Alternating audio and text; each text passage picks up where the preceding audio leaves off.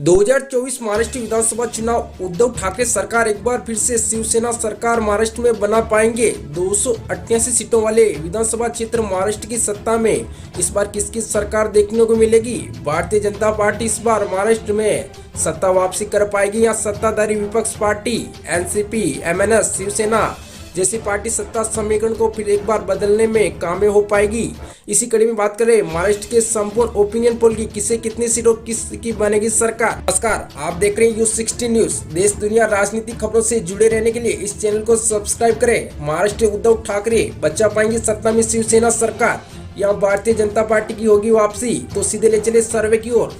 तो महाराष्ट्र का सबसे पहला जिला लातूर निकल के आ रहा है। 6 सीटों की बात करें यहाँ से भारतीय जनता पार्टी को 3, शिवसेना को 1, एनसीपी को 0, एमएनएस पार्टी को 2, कांग्रेस पार्टी को 0, अदर पार्टी को 0 सीट लातूर से जा सकती हैं। औरंगाबाद अगला क्षेत्र निकल के आ रहा है। 9 सीटों की बात करें यहाँ से बीजेपी पार्टी को 4 सीट, शिवसेना को 2, एनसीपी शरद पवार के खाते में 3 सीटें जा सकती है, एमएनएस राज ठाकरे पार्टी को 0 सीट तो अदर पार्टी कांग्रेस को 0 सीट। पालघर नेक्स्ट क्षेत्र निकल के आ रहा है। अगला जिला 6 सीटों की बात करें यहाँ से बीजेपी को 3 सीटें पालघर से मिल सकती है, शिवसेना को 1 सीट, एनसीपी को 1, एमएनएस को 0, अदर को 0 तो कांग्रेस पार्टी को 1 सीट पालघर से जा सकती है। नागपुर अगला महाराष्ट्र का जिला नागपुर 12 सीटों की बात करें यहाँ से बीजेपी पार्टी को नागपुर से 7 सीटें मिल सकती हैं, शिवसेना को 2 सीटें मिलने का संभावना जताई जा रही है, एनसीपी को 0, एमएनएस को 3 सीट तो अदर को 0 सीट।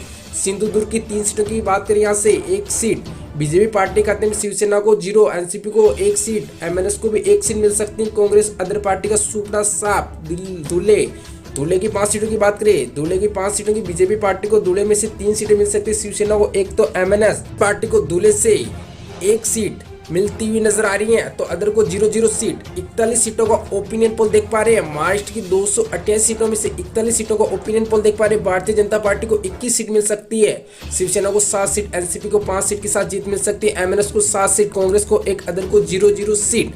भारतीय जनता पार्टी उम्मीदवार सीएम देवेंद्र फडणवीस इस बार महाराष्ट्र में अपनी सरकार बना पाएंगे या उद्धव ठाकरे एक बार फिर अपने दम पर शिवसेना सरकार को चमका पाएंगे या एमएनएस राज ठाकरे इस बार एनसीपी शिवसेना के साथ गठबंधन कर राज ठाकरे हो गए अगले महाराष्ट्र के सीएम? तो एनसीपी शरद पवार क्या कहता है ओपिनियन पोल। अगला क्षेत्र जलगांव निकल के आ रहा है। 11 सीटों की यहाँ से बात करें महाराष्ट्र में जलगांव की 5 सीटें भारतीय जनता पार्टी को मिल सकती है, शिवसेना को 2 सीट, एनसीपी को 1, एमएनएस को 3, अदर को 0 सीट जलगांव से मिल सकती है। जलना क्षेत्र अगला क्षेत्र 5 सीटों की यहाँ से बात करें भारतीय जनता पार्टी को 2 सीट, शिवसेना को 2, एनसीपी को 0, एमएनएस को 1 सीट जलना से मिल सकती है, कांग्रेस और अदर को 0 सीट जलना से जा सकते हैं। 3 सीटों वाले जिले भंडारा की ओर ले चले बीजेपी पार्टी को 1 सीट, एनसीपी को 1 सीट तो एमएनएस को भी 1 तो शिवसेना को यहाँ से 0 सीट जा सकती हैं। 60 सीटों का ओपिनियन पोल देख पा रहे हैं आप। 29 सीटें भारतीय जनता पार्टी खाते में जा सकती है, शिवसेना को 11 सीट मिल सकती है, एनसीपी को 7 सीट तो एमएनएस को 12 सीट, कांग्रेस पार्टी को 1 तो अदर पार्टी को 0 सीट जा सकते हैं। गढ़चिरौली अगला क्षेत्र 3 सीटों की यहाँ से बात करें बीजेपी पार्टी को 2 सीट, शिवसेना को गढ़चिरौली से 1 सीट जीतने का मौका मिल सकता है, एनसीपी को 0, अदर को 0 सीट। गोंदिया की 4 सीटों की बात करें 2 सीटें भारतीय जनता पार्टी अपने खाते में ले सकती है, शिवसेना को 1 सीट जीतने का मौका, कांग्रेस पार्टी को 0, एनसीपी को 1 तो अदर पार्टी को 0 सीट। बुल्डाना 7 सीटों की यहाँ से बात करें बीजेपी पार्टी को 1 सीट मिल सकती है, शिवसेना उद्धव ठाकरे को 3 सीटें मिल सकती हैं बुल्डाना से तो एनसीपी शरद पवार के खाते में 2 सीट, एमएनएस को 0, अदर पार्टी को 0 तो अदर पार्टी के खाते में 1 सीट, कांग्रेस पार्टी को 0 सीट। 74 सीटों का ओपिनियन पोल 34 सीटें बीजेपी पार्टी के खाते में जा सकती है, शिवसेना को 16 सीट के साथ जीत हासिल हो सकती है। 74 में से 10 सीटें एनसीपी पार्टी को तो 12 सीट, एमएनएस पार्टी को 1 सीट, कांग्रेस पार्टी को तो अदर को पार्टी को भी 1 सीट। बोली अगला क्षेत्र निकल के आ रहा है। महाराष्ट्र की 6 सीटों की बात करें बोली में से 3 सीटें बीजेपी पार्टी को 1 सीट, शिवसेना पार्टी को 2, एनसीपी को, अदर पार्टी को 0, कांग्रेस को भी 0। वर्धा 4 सीटें की बात करें भारतीय जनता पार्टी 2 सीटें जीत सकती है वर्धा से, कांग्रेस पार्टी को 0, एनसीपी को 1 सीट तो शिवसेना पार्टी को भी 1 तो एमएनएस को 0 सीट। नंदुरबार की 4 सीटें यहाँ से 2 सीट भारतीय जनता पार्टी अपने खाते में कब्जा कर सकती है, शिवसेना को यहाँ से 0 सीट जा सकती है तो एनसीपी को 0 सीट का अनुमान तो एमएनएस को 2 सीटें। नंदुरबार से भारतीय जनता पार्टी और एमएनएस को 2 इक्वल सीट मिल सकती है तो अदर पार्टी को 0।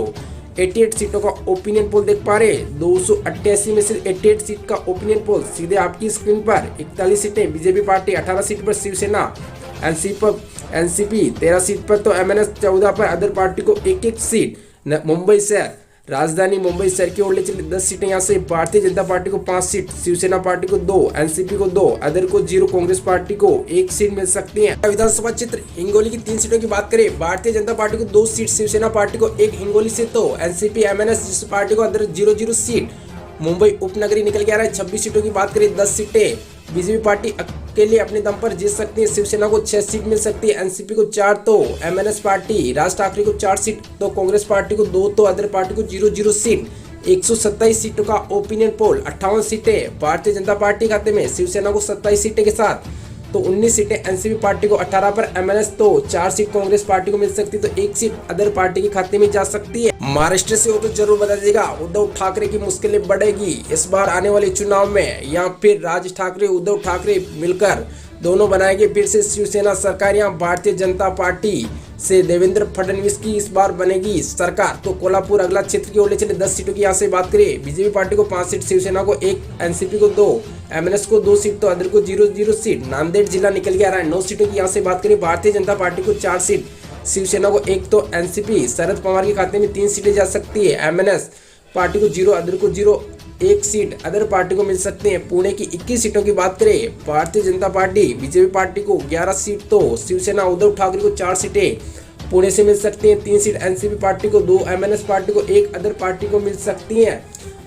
167 सीटों का ओपिनियन पोल, 78 सीटों पर बीजेपी चलती नजर आ रही है, शिवसेना को 33 सीटों के साथ 27 सीटें, एनसीपी पार्टी को, एमएनएस को 22 सीट, 5 सीट कांग्रेस पार्टी को, 2 अदर सीटें अदर पार्टी को जा सकती है। रत्नागिरी की 5 सीटों की बात करें, यहाँ से बीजेपी पार्टी देवेंद्र फडणवीस के खाते में 4 सीटें मिल सकती हैं, शिवसेना को 0, 1 सीट से एनसीपी का खाता खुल सकता है, एमएनएस को 0 से, तो अदर को भी 0-0 से एक खाता खुल सकता है। राजगढ़ की 7 सीटें निकल के आ रही हैं, 5 सीटें बीजेपी पार्टी को, 1 सीट शिवसेना पार्टी को मिल सकती है, एनसीपी को 0, एमएनएस को भी 1, तो अदर को 0-0 सीट। अहमदनगर की 12 सीटें निकल के आ रही, 6 सीटें पे बीजेपी जीत हासिल कर सकती है, 1 पर शिवसेना, 3 पर एनसीपी, तो 2 सीटें एमएनएस पार्टी को मिल सकती हैं। 191 सीटों का ओपिनियन पोल, 93 सीटें बीजेपी पार्टी, 35 सीटों पर शिवसेना, 31 सीटों के साथ एनसीपी सरकार बना सकती है, एमएनएस को 25 सीटें मिल सकती हैं, कांग्रेस पार्टी को 5, अदर को 2 सीटें मिलती नजर आ रही है। यवतमाल की 7 सीटों की बात करें, बीजेपी पार्टी को 5 सीट, शिवसेना को 0, एनसीपी को 1, एमएनएस को 1, कांग्रेस पार्टी को, अदर को भी 0-0 सीट।